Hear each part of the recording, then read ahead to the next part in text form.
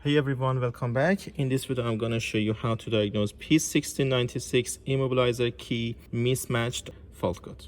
So basically on immobilizer system, you have a key which is already registered to the immobilizer system, and this key has transponder chip inside. So basically when you register the key at the very first time, you are registering the ID number of this transponder chip into the immobilizer system. And when you insert the key into the ignition switch, there's a transponder antenna around the key cylinder to actually wake up the transponder chip. When transponder chip receives the magnetic field from this transponder antenna, it sends its ID to immobilizer system, and immobilizer system will check the ID of this transponder chip to make sure it's already programmed and the key that you are using to start the car is a valid key. So in this video, I'm gonna show you a step-by-step diagnostic for this fault, starting from the key, transponder chip, antenna, and in case that you have a diagnostic scan tool, I will show you how to diagnose the system with the scan tool as well. First of all, something that I've seen a lot of times, if you have dropped your key and it's already pulled apart in pieces, you're gonna remember to grab all components, including this tiny part that normally many people will forget. This is the transponder chip. This is the main component inside the key for the immobilizer system operation. So if you fail to grab this one and put it back inside the key, of course you won't be able to start the engine anymore. So this is really important. If you drop your key, just make sure you grab this transponder chip as well and put it back inside the key. Otherwise you won't be able to start the car. The next problem could be from the transponder antenna, because this component is responsible to generate enough magnetic field to wake up the transponder chip. So if this one is faulty, you won't be able to start the engine anymore. As you see, this transponder antenna, it does have two wires which go directly to this connector. I have already disconnected the connector of transponder antenna, and I can remove it as well just to show you guys how it goes around the ignition key cylinder. So basically this is the transponder antenna. When you put the key inside the ignition key cylinder, this antenna is going to create enough magnetic field to wake up the transponder chip. So if this one is broken, of course you won't have that magnetic field and nothing is going to happen to the transponder chip, and we won't have any communication to send the transponder chip ID to the immobilizer. So as you see here, I do have two wires, and these two wires are connected to each other through a coil inside the transponder antenna. So basically, if I check the internal resistance, I should get a value right here, and I can measure it with a multimeter. Just adjust it on resistance.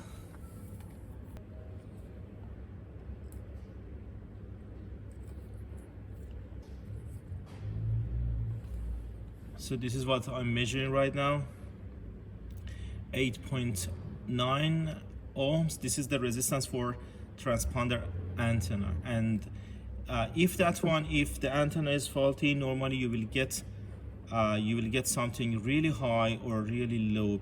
But if you are getting the value like this, it means the antenna is okay. So basically, if the problem is from here, if you find this phone broken, normally if the antenna itself is just like this, you don't need to reprogram the keys anymore after replacing this one. It doesn't keep any code inside. It's just one component to wake up the transponder chip. But in some cars, I've seen that the immobilizer control module is integrated with antenna as well. So if you find this one faulty, you have to replace the whole component, which of course the immobilizer control module is included as well. In that case, you might need to do the key reprogramming as well. I'm going to show you how to check the system with the scan tool anyway. You might need to check the wiring between here and the immobilizer control module as well. In this case, immobilizer control module is down here under the dash. But most of the time, the problem could be from the key itself or from the antenna coil. So today I'm using launch scan tool. I'm gonna connect the device to OBD2 connector.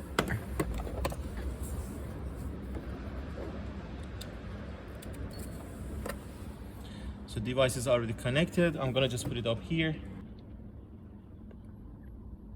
So this device that I'm using today is AU scan.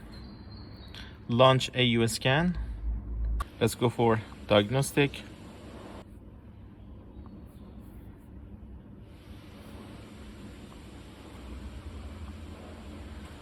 For the system list, I'm gonna go for immobilizer. Let's go for reading the data stream and okay. So as you see, I have a couple of options here. First of all, the most important one is the number of learned keys. So I have already 2 keys learned for this car. If you check the immobilizer with the scan tool and you see the number of learned keys here is 0, it means you need to start reprogramming the keys again.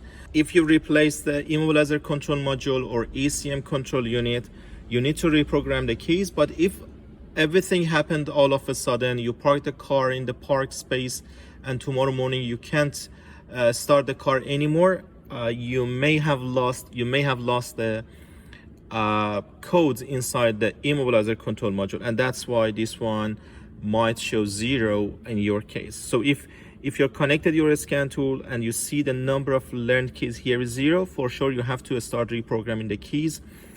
And for example, here ECU status, this one is learned. This one must be learned. If you install brand new ECM, this one is going to be version. It means you need to perform key programming. If ECU is neutralized, again you need to do the key programming. Same story for key status. Learned, it means the reprogramming is already performed. I'm going to show you something in case that you have, for example, transponder chip failure, how it's going to affect the live data in your scan tool. I have already removed the transponder chip from the key, and let's see how it will change the live data in my scan tool. Let's go for system list. All right, as you see, system is showing not check because I do have the transponder chip removed from the key, and the transponder is not there anymore. So in case that transponder is missing from your key, or if the transponder itself is faulty, you will have this change in your live data. And when I try to start the car, as you see, I don't have immobilizer light here anymore. I should have an immobilizer light. When I turn the ignition switch on, there is no immobilizer light as well. And of course, no starting as well. To conclusion, basically what you need to do for fixing this fault code, first of all, have a look at the key, check your key, make sure transponder chip is inside the key itself is not broken, transponder chip is not missing from your key as well. Have a look at the transponder antenna, make sure the connector is seated properly. You can check the resistance on this one too to make sure it's not broken. You can check the wiring between here and immobilizer control unit as well. And I already showed you how to check the system with scan tool as well. Thank you very much guys for watching. I hope you find the video helpful.